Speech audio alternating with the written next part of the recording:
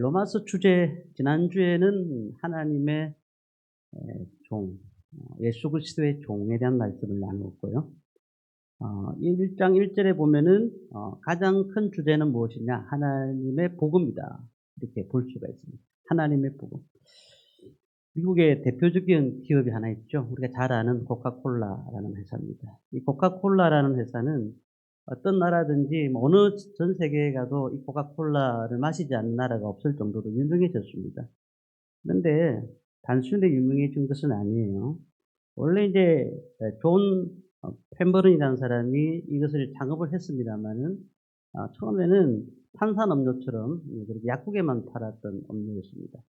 그런데 아사 캔들이라는 사람이 이것을 발전을 시키는데 자기의 모든 것들을 다 투자를 했어요. 알코올 중독자였던 그가 어떻게 하면 이 코카콜라를 더 성장시킬 수 있을까를 고민하다가 모든 곳에 달력에도 그리고 간판에도 컵에도 어떤 곳에든지 이 코카콜라 이름이 나올 수 있도록 다 만들어 가지고 제작을 해서 배포를 한 겁니다. 그냥 코카콜라가 성장한 것이 아니라 이 사람의 노력이 엄청났던 거예요. 그래서 판매를 위해서 전 세계를 돌아다니면서 판매를 하고요. 그리고 그 판매 가운데서 많은 사람들이 코카콜라를 먹고 난 다음에 야, 정말 먹을 만하다. 탄산음료 최고다라고 얘기를 했지 않습니까? 근데 그가 그렇게 이런 얘기를 했습니다. 내 혈관 속에는 피가 흐르는 것이 아니라 코카콜라가 흐르고 있다라고 얘기를 했어요. 자기의 머릿속부터 발끝까지 모든 것들이 코카콜라를 위해서 태어난 사람이고 그렇게 평생을 살고 있다라고 얘기를 했다는 겁니다. 이 정도로 집중하니까 이 코카콜라가 모든 사람들이 다 마시는 그런 음료가 되지 않았습니까? 자, 우리 로마서 1장 말씀을 보았습니다. 자, 또 한 사람이 자기 생명을 다해서 목적을 가지고 달려가는 사람이 나오죠. 우리가 잘 아는 바울입니다. 바울 말씀 보면 1장 1절 말씀 보면 이렇게 나와요. 예수 그리스도의 종 바울은 사도로 부르심을 받아. 그리고 그 뒤에 보면 하나님의 복음을 위하여 택정함을 입었으니. 자, 뭐라고요? 하나님의 복음을 위하여 택정함을 입었다라고 얘기했습니다. 다시 말하면 그가 태어난 이유는 복음을 위해서 태어난 사람이다. 복음에 미친 사람이다. 라고 얘기를 하는 겁니다. 우리가 신앙생활을 하고 있습니다. 지금도 오늘도 신앙생활을 하신다고 교회에 오셨습니다. 근데 신앙생활을 하는 것도 중요하지만 이 복음을 알아야 돼요. 복음을. 우리가 복음을 모르고 신앙생활만 한다고 해서 그것이 믿음생활이다 라고 얘기하지는 않습니다. 그리스도의 복음은 우리가 잘 아는 그리스도의 복음이에요. 근데 1장 1절에 뭐라고 돼 있죠? 자세히 보면은 하나님의 복음을 위하여. 좀 특이하지 않습니까? 그리스도의 복음이라는 말은 많이 들었는데 하나님의 복음을 위하여라고 말씀했습니다. 좀 낯설게 느끼지 않아요? 자, 이걸 우리가 좀 알아야 되는데요. 전체가 신구약 전체를 우리가 볼 때에 그리스도의 복음이라고도 볼 수 있지만 더 넓게 보면 하나님의 복음이다. 이렇게 우리가 말을 하는 겁니다. 누가 예수님을 이 땅 가운데 보낼 계획을 세웠을까요? 누가 우리를 구원할 계획을 세웠을까요? 하나님이 세우신 것입니다. 그래서 창세전부터 요한계시록까지 모든 것들이 하나님의 복음이 되는 겁니다. 하나님의 복음. 그래서 로마서 서두에 하나님의 복음이라고 딱 적혀 있습니다. 로마에서 제일 많이 나오는 단어가 하나를 뽑아라고 하면은 하나님입니다. 153회가 나옵니다. 153회. 성경 66권 어디를 찾아봐도 그 예를 찾아볼 수가 없을 정도로 이 로마서는 예수 그리스도의 복음을 증거하는데도 하나님의 복음이라고 계속해서 얘기를 하고 있습니다. 자, 이 말은 무슨 말일까요? 하나님께서 우리를 구원하실 계획을 세우셨다. 그리고 그 복음이 어디서 나왔는가? 하나님의 가슴에서 나왔다는 거죠. 그 마음에서 나왔다라는 것을 알 수가 있습니다. 자, 그렇다고 하면은 이 바울이 로마 교회에다가 복음을 전하는 이유가 무엇일까요? 17절까지 복음이라는 단어가 7번이나 반복되는데 15절 말씀을 한번 읽어보려고 합니다. 15절 말씀을 같이 읽습니다. 그러므로 나는 할 수 있는 대로 로마에 있는 너희에게도 복음 전하기를 원하노라. 자, 우리 흥미로운 사실이 하나 있습니다. 복음은 어떤 사람한테 전하죠? 믿지 않는 사람한테 전합니다. 그렇잖아요. 복음을 전한다고 하면은 딱 생각나는 것이 불신자들. 그렇게 생각하는데 로마서 15장 20절에 그의 마음도 알 수가 있어요. 또 내가 그리스도의 이름을 부르는 곳에는 복음을 전하지 않기를 힘썼으니 이는 남의 터 위에 건축하지 아니하려 합니다. 바울의 마음이 복음이 전해진 곳에서 복음을 전하는 마음은 아니다. 그곳에서는 그리스도 이름이 전해지는 곳에서는 다시 내가 안 하겠다라는 의미를 갖고 있는 것이죠. 자, 그런데 로마 교인들은 믿음의 사람들이었어요. 그들은 믿음을 가졌던 사람입니다. 그리고 7절에 보면은 로마에 있는 성도들이 어떤 성도들인지가 나와요. 7절에 보면은 하나님의 사랑하심을 받은 자. 이미 성도라는 거죠.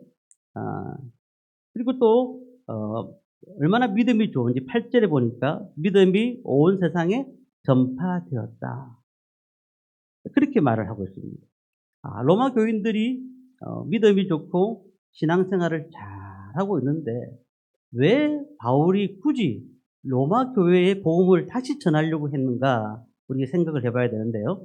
10절 말씀을 한번 보도록 하겠습니다. 10절 말씀을 같이 읽습니다.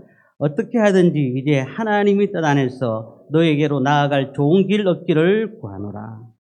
여기 보면은 하나님의 뜻 안에서 너에게 나아갈 길을 좋은 길 얻기를 구한다. 11절에 보니까 내가 너를 보기를 간절히 원한다라고 얘기를 하고 있습니다. 13절에 보니까 내가 여러 번 너희에게 가고자 한 것은 너희가 모르기를 원하지 아니한다. 엄청 가고 싶어 했고 그가 엄청 그들에게 또 복음을 전하기를 원했다. 15절에 할 수 있는 대로 무슨 수를 썼더라도 로마에 가기를 원한다. 그래서 이제 학자들이 로마서를 연구한 학자들이 아마 로마가 마지막 사역지니까 꼭 가고 싶어서 그러지 않았을까. 또 어떤 학자는 그릇된 복음에 빠져 있을 수가 있으니까 이단에 빠질 수가 있으니까 그거를 방지하기 위해서 말하지 않았는가라는 생각도 있지만은 여기서 볼 때에 바울이 이 편지를 보내는 로마 교인들은 20년 정도 예수를 믿었던 사람이에요. 20년이라고 하면 짧은 기간이지만 지금 예수 그리스도의 복음이 전해진 지가 얼마 되지 않았기 때문에 굉장히 긴 시간이거든요. 자, 그렇다고 하면은 로마 교회는 정통을 가진 교회라는 겁니다. 그래서 로마 교회 안에서 굉장히 뜨겁게 열정적으로 주의를 했던 사람들이 많았을 겁니다. 그런데 지금 보니까 순수성과 열정을 잃어버린 사람들이 많았다는 생각을 가진 것이에요. 예수를 믿고 교회를 오시는 분들은 많은데 사실 내가 복음이 무엇인지를 모르고 신앙생활하는 사람들이 너무 많았다는 것을 얘기하는 겁니다.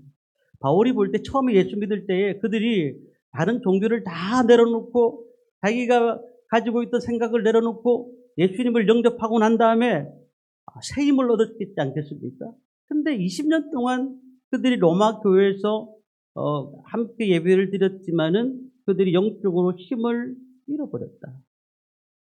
결국은 바울이 다시 한 번 더 로마 교회에 가서 영적인 힘을 주기를 원했다라고 볼 수가 있는 겁니다.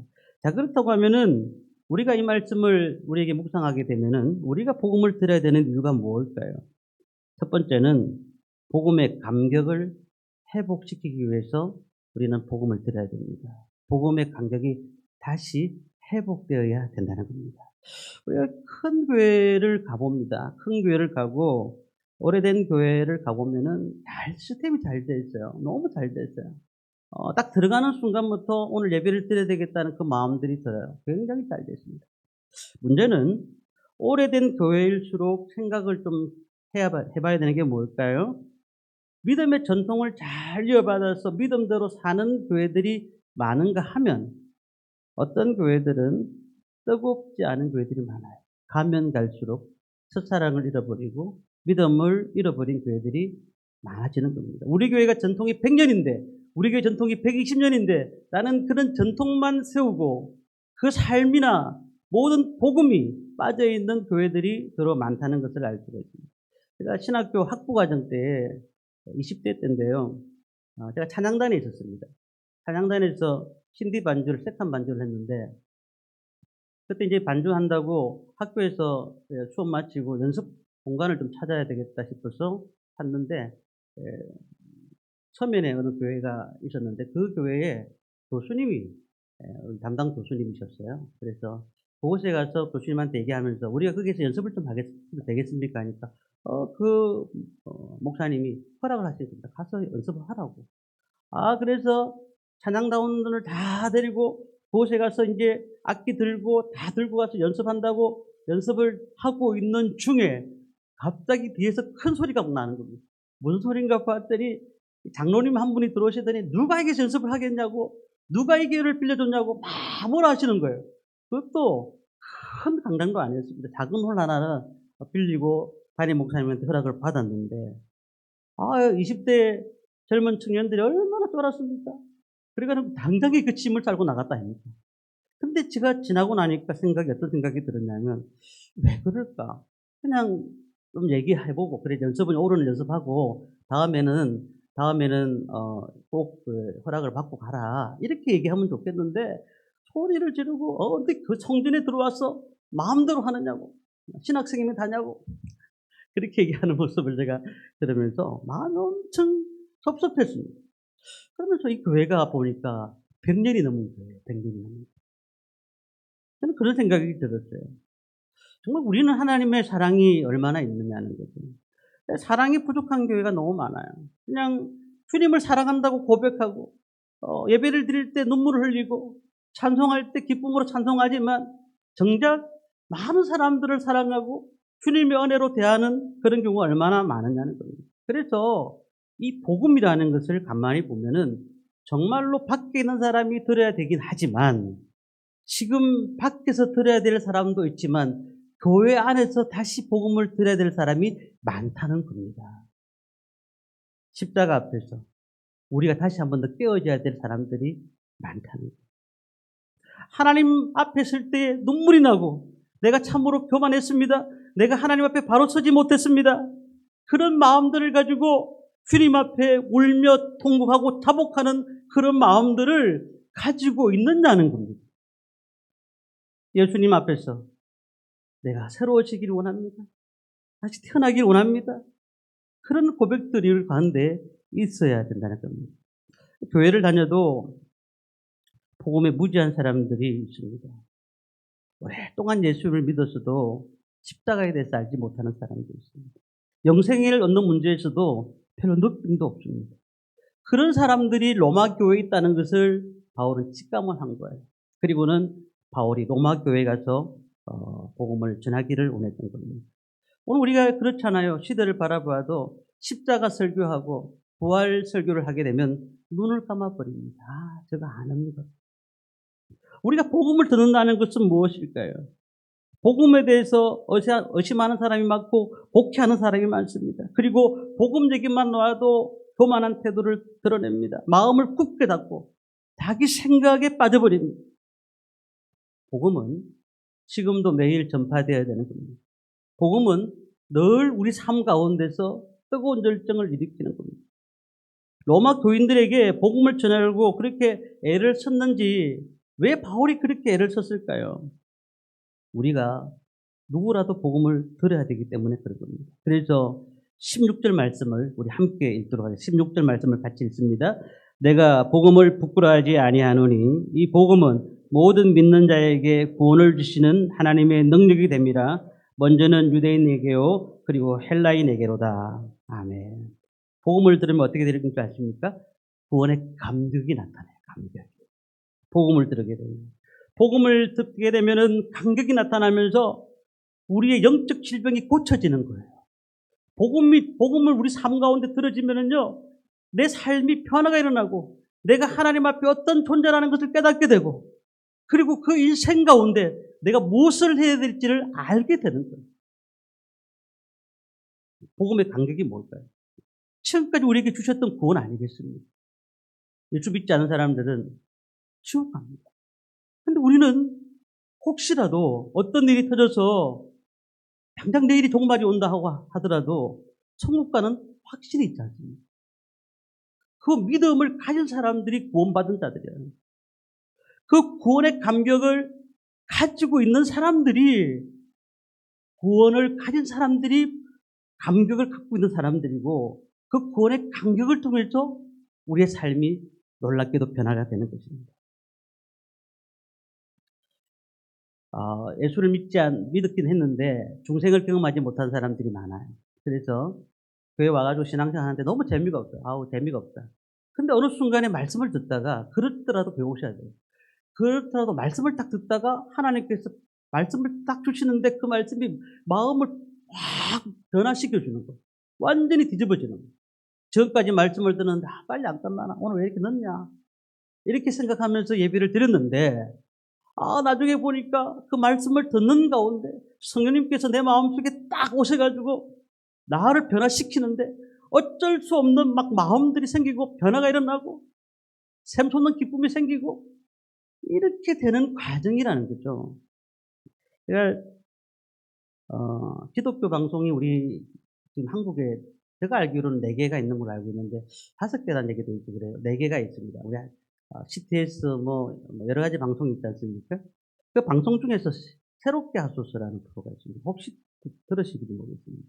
새롭게 하소서라는 프로를 보면은 연예인들이 나와서, 믿음의 연예인들이 나와서 자신들의 삶을 고백하고, 그리고 자기가 예수를 안 믿었고 절에 다녔고 다른 종교에 다녔지만은 지금 내가 예수 믿고 얼마나 기쁨이 넘친다라는 얘기를 하고 있습니다. 잘 아시는 분 중에서 최수종 씨 배우인데요. 그분의 부인이 하이라입니다. 이 사람이 원래 불교인인데 어쨌든 결혼을 했어요. 최종 씨하고 하이라 씨하고 결혼을 했는데, 이 하이라 씨가 불교 가정에 태어났어요. 그리고 결혼을 하고 난 다음에도 별 얘기를 하지 않았어요, 최수종 씨가. 그런데 1991년도에 갑자기 가기 눌림을 누리는 거예요. 그러면서 나중에는 막 귀신을 보게 되고, 그리고 막 자기 발을 잡아당기고, 심지어 막 옆에 눕는 것까지 자기 눈에 보이더라는 거예요, 자기가. 얼마나 큰 고통을 당했는지, 그런 가운데, 여동생의 결단을 접하고 자신도 용기 내가지고 예수를 믿기로 다짐한 거예요. 예수를 믿기로 다짐한 거예요. 그랬더니 그런 귀신들의 공격에서 자유로워졌다는 거예요. 영적인 자유가 생겼더라는 겁니다. 어떤 분들 제가 그래 말을 해가지고 기독교 방송을 좀 잘 들어보세요. 극동 방송 들었어요 했더니, 목사님, 저는 기독교 방송보다 트로트 방송이 좋습니다. 그러시더라고요. 트로트 방송은 어디서 하는지 잘 몰라요. 하지만 그게 그렇게 좋대요. 막 그냥 트로트 방송 들으면서 하루를 보낸대. 기독교 방송을 들어보세요.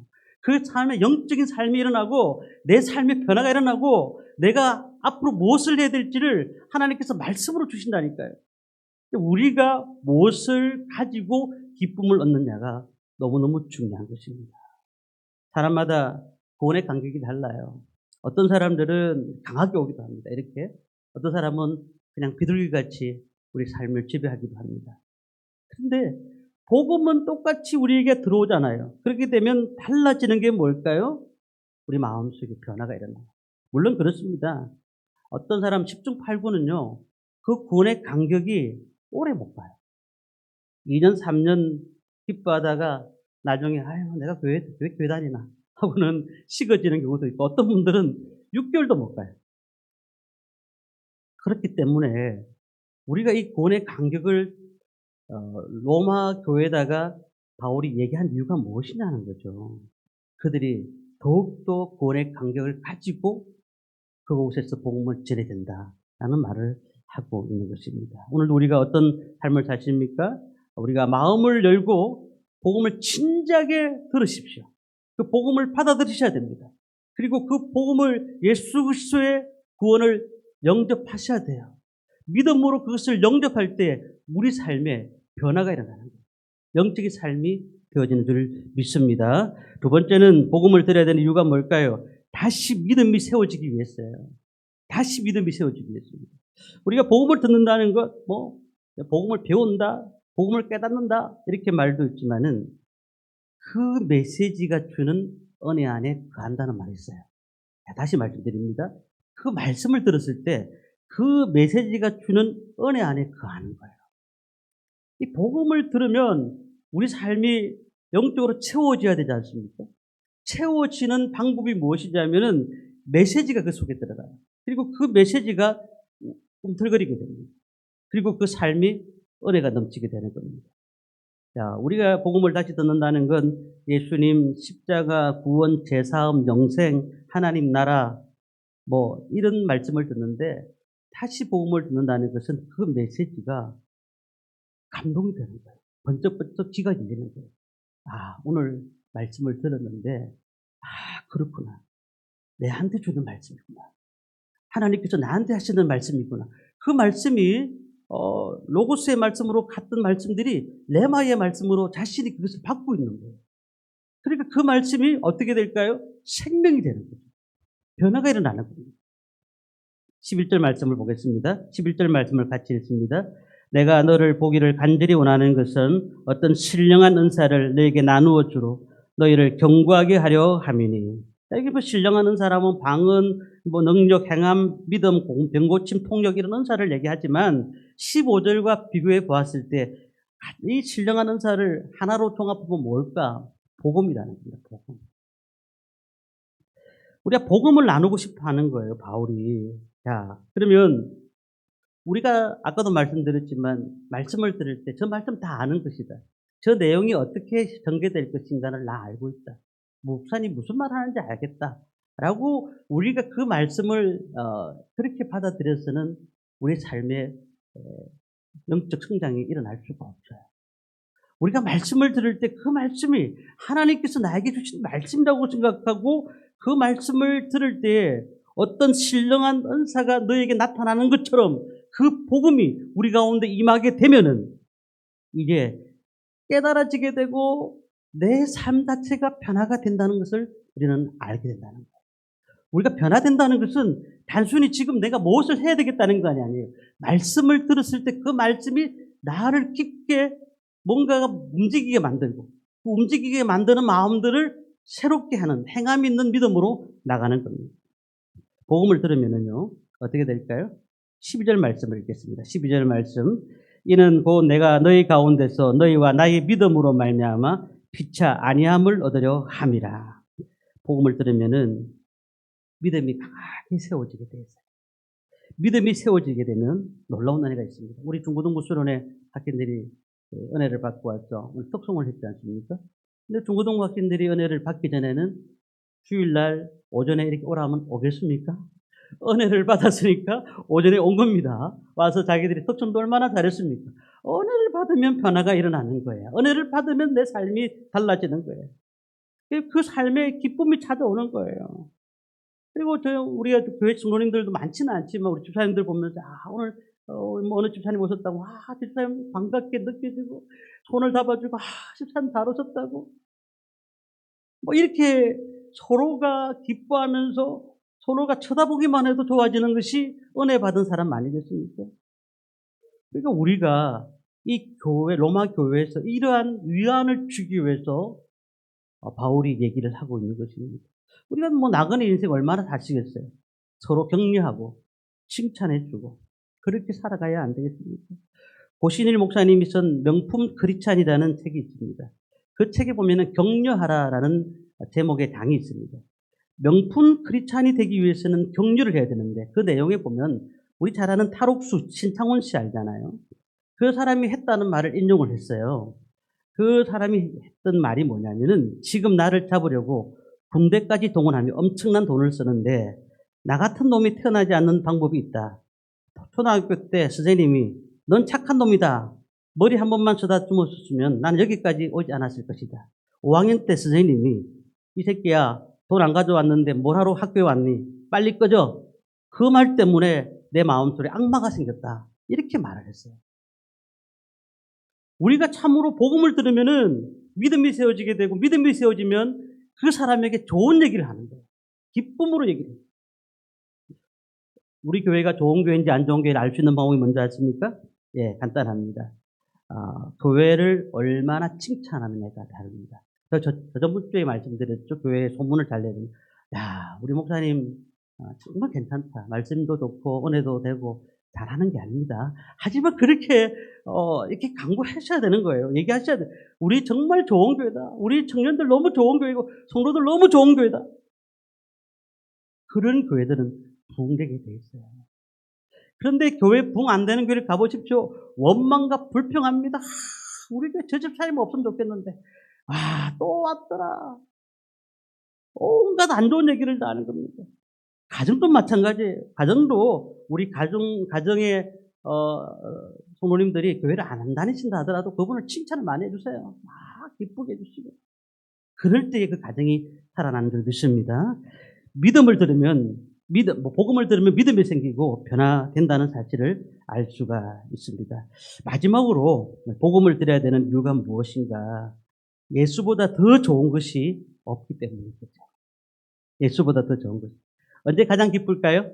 물질이 막힘이 없을 때, 자녀들이 잘 될 때에, 하는 일마다 그냥 잘 될 때에. 이럴 때 우리는 너무 기쁘죠. 근데 그럴 때만 계속 있나요? 아니라는 거예요. 그럴 때만 있는 게 아니에요. 우리 삶이 힘들 때가 많습니다. 어려울 때가 많습니다. 하지만 아까 말씀드렸잖아요. 우리가 구원을 받은 감격은 어디에 있냐는 거예요. 우리가 예수 그리스도를 믿고 난 다음에 더 큰 기쁨이 예수 그리스도 안에 있다는 사실을 믿는 순간 힘들고 낙심되고 어렵고 답답하고 풀리지 않는 일 가운데서도 우리는 기뻐할 수가 있다는 사실입니다. 전에 제가 한 말씀을 드렸습니다만 교회들이 새가족 위한 프로그램들이 있습니다. 새가족이 오면은 5주 동안 새가족 프로그램을 합니다. 작은 교회들은 많이 안 하죠. 큰 교회들은 딱 부목사님이나 전도사님을 통해서 새가족 부를 운영합니다. 자, 그런데 어느 집사님이 이사를 온 거예요. 멀리 있다가 이사를 오셨어요. 근데 이제 그 교회가 마음에 들어서 그 교회를 참석했는데, 목사님이 하시는 말씀이 새로 오신 분들은 새가족부에 참석하셔야 됩니다. 라고 말을 했어요. 그런데 예수를 믿은 지가 30년이 되었고, 그가 그전 교회에서 굉장히 큰 일을 많이 했어요.